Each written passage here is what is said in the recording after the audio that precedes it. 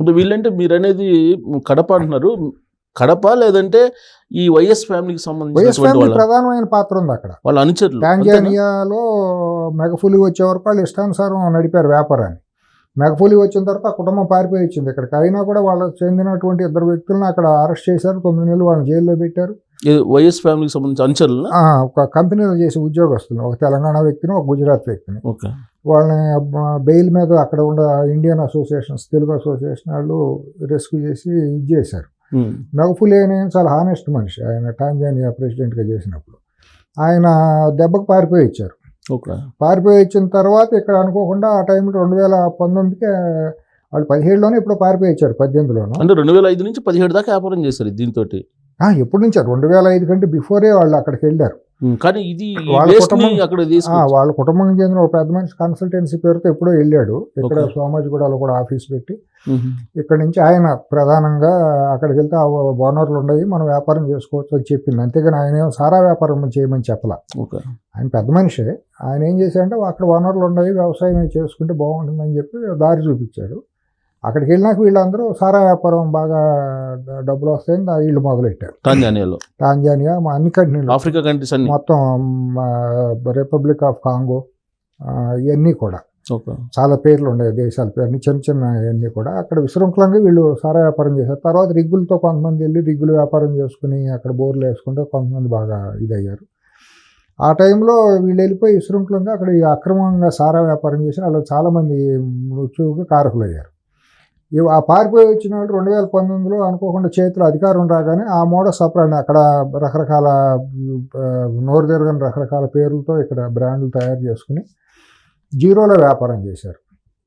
ఇప్పుడు మీకు కూడా తెలుసు, ఆంధ్రప్రదేశ్లో 1924 మధ్య జరిగిన లిక్కర్ వ్యాపారం అంతకుముందు 14-19 మధ్య జరిగిన 100 రూపాయల క్వార్టర్ ఉంటే 200 రూపాయలు చేశారు. దానికి ఏం చెప్పారంటే ఎక్కువ రేటు పెడితే తాగడం తగ్గిస్తారు కాబట్టి మేము రేటు పెంచుకున్నాం అన్నారు. పెంచి బయట అమ్మిందేమో జీరోలో అమ్మారు. అక్కడ గవర్నమెంట్కి సంవత్సరానికి 20,000 కోట్లు ఎంతో అక్కడ లిక్కర్ ఆదాయం ఉంటుందని సబ్జెక్ట్ కరెక్షన్ టోటల్ ఏదో ఉండేది మొత్తానికి. మరి ఆ ఇన్వాయిస్ అక్కడ అకౌంట్ ఫర్ అవ్వాలి గవర్నమెంట్కి. అమ్మిన లిక్కర్ హెడ్లో నుంచి డిస్టిలరీల ద్వారా వెళ్ళింది 20,000 కోట్లు పెరుగుతుంది కదా సహజంగా. 5 ఏళ్లలో 25, 30, 25, 30 పెరగాలి కదా. అదేమీ లేదు. మొత్తం సాఫ్ట్వేర్ మొత్తాన్ని ధ్వంసం చేసేసి అక్కడ మొత్తం వ్యాపారాన్ని జీరోలో చేశారు. నాకు తెలిసి నాకున్న ఇన్ఫర్మేషన్ ఏంటంటే సబ్జెక్టు కరెక్షను సంవత్సరానికి 32,000 కోట్ల రూపాయలు ఆ కుటుంబానికి పెట్టకి వెళ్ళింది అని. ఓన్లీ కమిషన్ రూపంలో ఒరిజినల్గా అమ్మింది కాకుండా అంటే గవర్నమెంట్ జమ అయింది కాకుండా 32,000 గవర్నమెంట్కి ఎంత జమ అయింది అనేది కూడా ఇవాళ దాని అది పెద్ద స్కామ్. భారతదేశంలో అతిపెద్ద స్కామ్. మీరు చెప్పేది ఏడాదికి 32,000 కోట్ల రూపాయలు. 25,000 కోట్లు అయితే ఆడుకు మధ్యలో ఉన్న రాజ్ కసిరెడ్డి అనే అతనికి 6,000 నుంచి 12,000 కోట్లు లాభం జరుగుతుంది. కాదు మాకు కూడా అది మొత్తం ఇవ్వాల్సిందేనని వీళ్ళు అడిగారని. 25 పైన 31, 32కి ఇలా సెటిల్ అయిందని పైన చేరు సగం లెక్కన. మొత్తానికి ఎట్టాన కానీ 1,25,000 నుంచి 1,50,000 కోట్ల రూపాయలు ఆ ఒక్క లిక్కర్లోనే వెళ్ళింది అనేది బయట క్లోజ్డ్గా ఉన్నటువంటి కొంతమంది ఫైనాన్షియల్ అనలిస్టులు ఉంటారు కదా, ఎకనామిక్స్ తెలిసిన వాళ్ళు, మీలాంటి సీనియర్ జర్నలిస్టులు కానివ్వండి, మాలాగా ఉండే బుద్ధిజీవులు ఏదో ఆలోచించే వాళ్ళు ఉంటాం కదా, అందుతో గట్టి సమాచారం కనీసం 25,000 కోట్లు ఏడాదికి అంటే 1,00,000 కోట్లు 5 సంవత్సరాలు 1,25,000 నుంచి 1,50,000 కోట్ల రూపాయలు ఆ ఇంటికి చేరింది, తాడేపల్లి ఇంటికి. ఇది జగమెరిగిన సత్యం కాదని వాళ్ళు ఎట్లా ప్రూవ్ చేస్తారంటే సాఫ్ట్వేర్నే లేపేశారు, అంతా జీరోలో అమ్మారు క్యాష్. అక్కడ పేటిఎంలో కూడా ఎక్కడా లేదు, వచ్చిన ఈ కామర్స్లో కూడా ఎక్కడ పెట్టలేదు కదా షాపుల్లో, అంత క్యాష్ అండ్ క్యారీ. మీరు అబ్జర్వ్ చేస్తుంటారు సిట్ నెలకి 70 నుంచి 80 కోట్ల రూపాయలు తప్పండి. సిట్ అనేది చెప్పేది వాళ్ళ కూటమి ప్రభుత్వంలో సిట్ చెబుతున్న లెక్కలన్నీ కూడా నవ్వులు పాలవుతుంది. అందుబాటులో ఉన్న ఇన్ఫర్మేషన్ అది. ఇప్పుడు పురంధేశ్వర్ గారు కేంద్ర హోంమంత్రి అమిత్ షా గారికి లేఖ రాశారు కదా 40,000 కోట్ల రూపాయలు జరిగిందని. ఆవిడ మరి ఒక ఎంపీగా ఒక బాధ్యత బీజేపీ రాష్ట్ర అధ్యక్షురాలుగా రాసింది, మరి తప్పు రాయరు కదా. చంద్రబాబు నాయుడు గారు పవర్ పాయింట్ ప్రెజెంటేషన్ చేశారు కదా, తప్పు రాయరు కదా. రఘురామ కృష్ణరాజు గారు ఢిల్లీలో ఉండి స్కామ్ జరుగుతున్న తీరంతా కూడా రచ్చబండ పేరుతో ఆ రోజు ఎక్స్పోజ్ చేశారు కదా. ఫస్ట్ ఆయన ఎక్స్పోజ్ చేసింది అక్కడి నుంచి వచ్చింది కదా, వీళ్ళందరూ మాట్లాడారు కదా. వీళ్ళందరిది కాకుండా 3,000 కోట్లని మాట్లాడటం ఏంటి సిట్ వాళ్ళు? అంటే వాళ్ళకి అందుబాటులో ఉన్న ఇన్ఫర్మేషన్ ఇప్పుడు వరకు యాజ్ ఆఫ్ అంతే కాబట్టి అసలు ఇంకా లోతులోకి వెళ్తే చాలా వస్తుంది. ఇప్పుడు వాళ్ళకి ఏంటంటే డిస్టిలరీల దగ్గర ఇండెంట్ ఉంటుంది, వీళ్ళు మొలాస్ ఎంత కొన్నారు, ఎంత తయారు చేశారు అనేది ఎవ్రీ ఇయర్ ఆడిట్లు జరుగుతాయి కదా. ఇన్ని వేల టన్నులు మొలాసిస్ ఇన్ని లీటర్లు కొన్నామని, ఇన్ని లీటర్లకి ఎంత అమ్మామని ఈ లెక్క ఉండాలిగా. ఆ లెక్క ఏమీ లేదు. ఎవ్రీ ఇయర్ దాన్ని జీరోలో చేసేసి ముడి పదార్థం అసలు లెక్కలేదు, ముడి పదార్థం లేదు, ఫైన్ ప్రోడక్ట్ బయటకి సప్లై చేసింది, గవర్నమెంట్కి సప్లై చేసింది ఎక్కడా లేదు. విశృంఖలంగా అమ్మేశారు. ఇది కాకుండా గంజాయి వ్యాపారంతో చేసింది అది 1,00,000 కోట్ల ఉంటుంది. ఉత్తరాంధ్రలో మన్యం ప్రాంతంలో గంజాయి పండించి గంజాయి ద్వారా స్మగ్లింగ్ చేసింది కూడా ఆ రాయలసీమ ప్రాంతానికి చెందినటువంటి వాళ్ళే. వాళ్ళు తీసుకొచ్చి ఇక్కడ ప్లాంటేషన్ వేయించడం, దాన్ని కొనటం, వీళ్ళే కొనటం, అక్కడ ట్రైబల్స్కి డబ్బులు పెట్టి పెట్టుబడులు పెట్టి గంజాయి తోటలు వేయించి డ్రిప్ ఇరిగేషన్లు పెట్టించి. అంటే రాయలసీమ ప్రాంతానికి సంబంధించి ఈ ఫ్యామిలీ అనుచరులు అంతే. ఇంకా అంతమించి రాయలసీమ అంటే అందరూ ఎందుకు వెళ్ళగలరు అక్కడికి? ఆ కుటుంబానికి సంబంధించిన వాళ్ళు వాళ్ళకి ఇదిగా ఉండేవాళ్ళు, అనుచరులుగా ఉండేవాళ్ళు, వాళ్ళకి మజిల్గా ఉండే లంపెన్ ఎలిమెంట్స్ ఉంటాయి కదా వాళ్ళు వెళ్ళిపోయి అక్కడ కడప జిల్లా నుంచి ఎక్కువగా ప్రాంతంగా రాయలసీమ, నెల్లూరు ప్రాంతాలకు చెందినటువంటి వాళ్ళు ఉత్తరాంధ్రకి వెళ్ళి అక్కడి నుంచి గంజాయిని శ్రీలంక లాంటి దేశాలకి రకరకాలుగా ఇతర దేశాలకు పంపించారు. ఇదంతా బహిరంగ రహస్యం.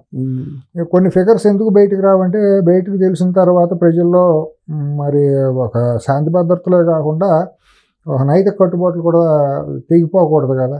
కానీ అట్ట కాదు కదా సార్. ఇప్పుడు ఒక రాష్ట్రానికి సంబంధించి ఇంత జరిగినప్పుడు ప్రజలకైతే తెలియజేయాలిగా, అది రికవరీ చేస్తారు అనేది నమ్మకం లేదు. ఎందుకంటే అమెరికా చట్టాలు కూడా లేవు, రికవరీ చేసే చట్టాలు ఉన్నాయి కానీ వాటిని ఇంప్లిమెంట్ చేసే పరిస్థితి లేదుగా. అంటే ఒకటి సుబ్బారావు గారు, ఇప్పుడు మన ఇద్దరు మాట్లాడటానికి ఏం రిలవెన్స్ అవసరంలా. ఎందుకంటే బయట అనుకునేది మనం మాట్లాడతాం, మనం ఆరోపణలు చేయట్లా. అవును, బయట అనుకునేది, బయట జనబాహుళ్యంగా అనుకునే మాటలు ఇట్లా అనుకుంటున్నారనే మాట చెబుతాం. కానీ ఒక బాధ్యతాయుతంగా ఉన్నటువంటి ప్రభుత్వం బయటికి చెప్పాలంటే కొన్ని ఆధారాలు కావాలి. వాళ్ళు కూడా లేమేనలాగా మాట్లాడితే వాళ్ళకి నవ్వులు పాలవుతారు. కాబట్టి వాళ్ళు చెప్పడానికి కొద్దిగా టైం పట్టవచ్చు, సంశయించవచ్చు. కానీ మరి పురంధేశ్వర్ గారు చెప్పింది మనం తప్పని కొట్టేయలేంగా. మరి ఆవిడ ఒక హేతుబద్ధమైన ఒక ఆధారాలు ఉంటేనే కదా ఆవిడ డెఫినెట్ గా ఖచ్చితంగా ఆవిడ పర్సనాలిటీకి జనరల్ గా అనుకున్న ప్రొఫైల్ కానీ చూస్తే కనుక డెఫినెట్ గా ఆవిడకి ఎంతకంత ఇన్ఫర్మేషన్ ఉంటే అని చెప్తారు. ఆవిడ మరి పరువు ప్రతిష్టలు కలిగిన ఆవిడ కదా, ఆవిడే మరి తప్పు మాట్లాడరు కదా. రఘురామకృష్ణరాజు గారు కూడా ఆ రోజు ఎంపీగా మాట్లాడారు కదా హౌస్ లో. మరి ఆయన ఒక పార్లమెంట్ సభ్యుడిగా ఉండి మాట్లాడారు, పవర్లో ఉండి మాట్లాడారు. మరి ఏమీ లేనప్పుడు ఆ రోజు ప్రివిలేజ్ మోషన్ మూవ్ చేయొచ్చు కదా. వీళ్ళ దగ్గర ఏమీ లేదు, ఆ తప్పుడు ఆరోపణలు అన్నప్పుడు చేయలేదు కదా. పురంధేశ్వర్ గారు రాసినప్పుడు కాదు అని చెప్పి ఖండించలేదు కదా ఎవరు వైసీపీ వాళ్ళు. కాబట్టి ఏదో ఉంది, అక్కడ ఉంది.